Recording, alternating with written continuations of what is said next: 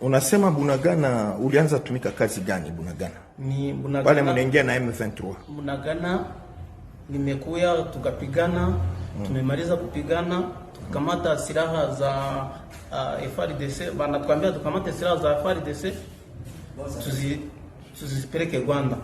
Nimemaliza kupigana na ile siku ya 15 mwezi ya 7 tena wakaniambia nirudie Runyoni kufundisha batoto wanafunzi wa M23 wametoka Rwanda na Uganda kuwafundisha silaha mpya ya Rwanda wanaita 81-1. Rudilia, ni silaha gani? Ni silaha ya kupiga masasi na makompra. Banaita nini? 81-1. Wewe ndio ulianza kuforme watu pale Runyoni? Ndio. Asante. Na Bunagana pia? Ndio. Asante. Début des opérations de grande envergure dans le territoire de Rutshuru dans la province de Nord Kivu. L'armée congolaise amplifie des opérations afin de mettre l'ennemi hors état de nuire. Nous prenons en duplex Monsieur Yannick Warangazi. Bonjour. Bonjour Raphaël, bonjour à tous les auditeurs de Afro 243. Monsieur Yannick Warangazi, vous êtes notre correspondant, vous êtes au Nord Kivu, précisément à Goma. Plusieurs sources nous signalent le début des opérations de grande envergure au Nord Kivu, dans le Rutshuru précisément. L'objectif de l'armée, c'est de reconquérir Bunagana. En fait, c'est depuis dimanche dernier que les avions de chasse sont arrivés ici dans la province de Nord Kivu. Ils ont été visibles dans les airs ici à la ville de Goma. Et d'ailleurs, l'un de ces avions, hier lundi, a effectué plusieurs vols de reconnaissance sur la frontière entre la République démocratique du Congo et le Rwanda. C'est aujourd'hui, maintenant, mardi 8 novembre 2022, que nous venons de l'apprendre. Ces avions viennent de commencer avec le travail.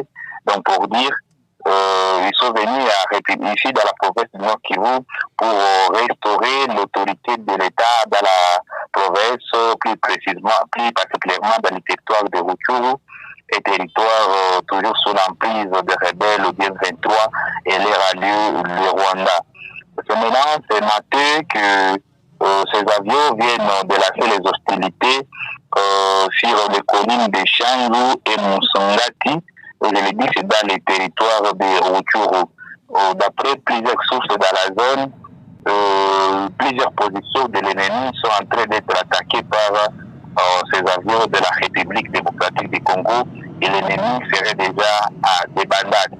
Voilà au moins la nouvelle, mais pour le moment, aucun bilan n'est disponible. Donc nous attendons la communication officielle de l'armée congolaise qui pourra revenir sur le bilan. Ils ont commencé les bombardements sur le colline de Shangu et Musongati. Vous le savez, c'est tous les deux collines considérées comme base des rebelles du M23.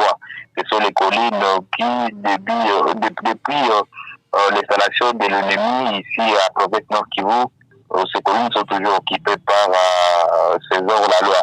Donc, si l'armée parvenait peut-être à reprendre ces deux collines, et ça sera déjà le début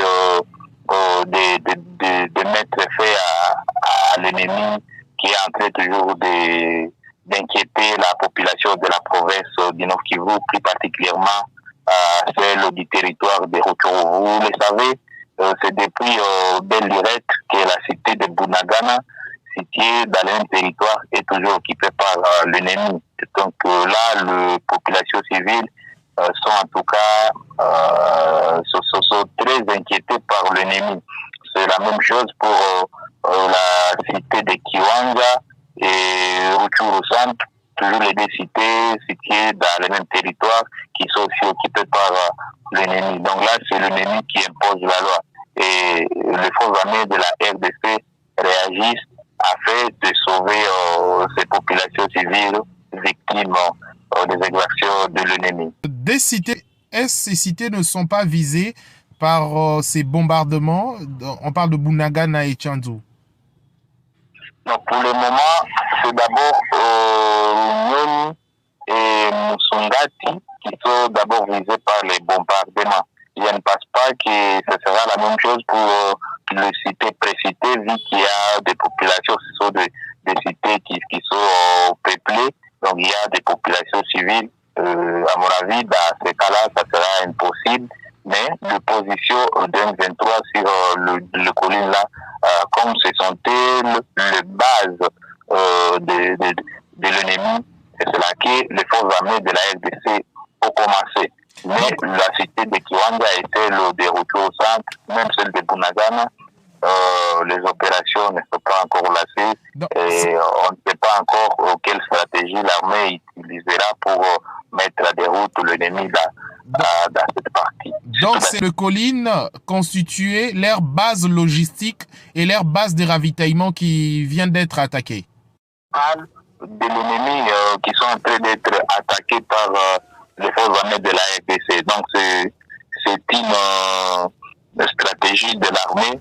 Peut-être d'abord le base principale, ce sera déjà quelque chose de positif et qui pourra amener au retrait, même immédiat et construction des rebelles du M23 et les alliés, les Rwandais.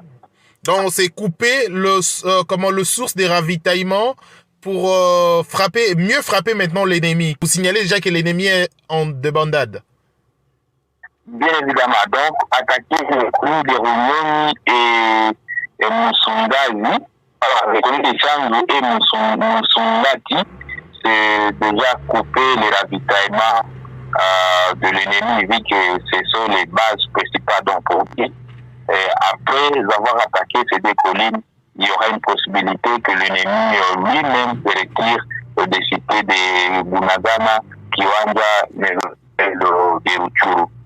Donc l'armée congolaise amplifie et poursuit les opérations sur terrain. Et parce que la population était révoltée, nous avions vu également plus de 2000 jeunes déterminés à verser de leur sang. Le chef de l'État a dit que l'heure est grave. Donc c'est le moment pour le peuple congolais de se mobiliser pour sauver le pays, la République démocratique du Congo qui est à danger.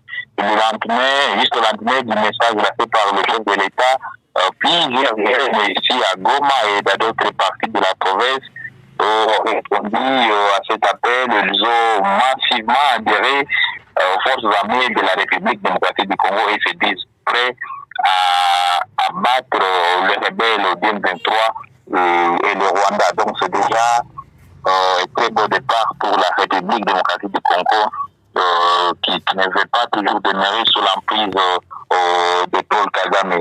Donc la République démocratique du Congo, surtout les forces armées de la RDC, sont toujours très très déterminées et voilà pourquoi elles sont en train de lancer les offensives pour voir comment sauver la population de cette situation. Il y a les jeunes civils, les jeunes qui adhèrent, comme je l'ai dit, certains ont été présentés à la presse de Goma, c'était hier, ici à la 4e région. Donc pour dire, il y a des jeunes qui ont répondu à l'appel du chef de l'État, Félix Tshisekedi, lui qui a appelé les jeunes à l'organisation de vigilance, à l'adhésion massive au sein des forces armées de la République démocratique du Congo. Donc ces jeunes sont en train de répondre à cet appel du chef de l'État. Comment toutes les couches de la population ont accueilli les discours du président de la République? Après le discours du chef de l'État, comme lui-même l'avait dit, les jeunes s'organisent et donc ça montre déjà qu'ils sont prêts et ça montre déjà qu'ils ont aimé le discours du chef de l'État. Parce que la preuve est là, quand ils lui répondent directement à l'appel, juste le lendemain, il y avait plus de 2000 jeunes qui ont rejoint les forces armées de la RDC. À Beni, ici à Goma et dans d'autres parties de la province. Donc, ça montre que le discours a été bien accueilli dans les chefs de la population et surtout que le chef de l'État était clair. Il a montré dans son discours que l'heure est grave et qu'il faudra que les gens soient dans l'unisson. Il faudra ce que les populations civiles de la République démocratique du Congo une vigilance citoyenne. la tendance politique de tout et chacun. Merci, monsieur Yannick Ouarangazi, vous êtes au Nord Kivu. Merci pour votre disponibilité. Merci aux téléspectateurs, auditeurs d'Info 243. Le vôtre, Raphaël Oualukonka, vous dit au revoir. Info 243, au cœur de l'actualité.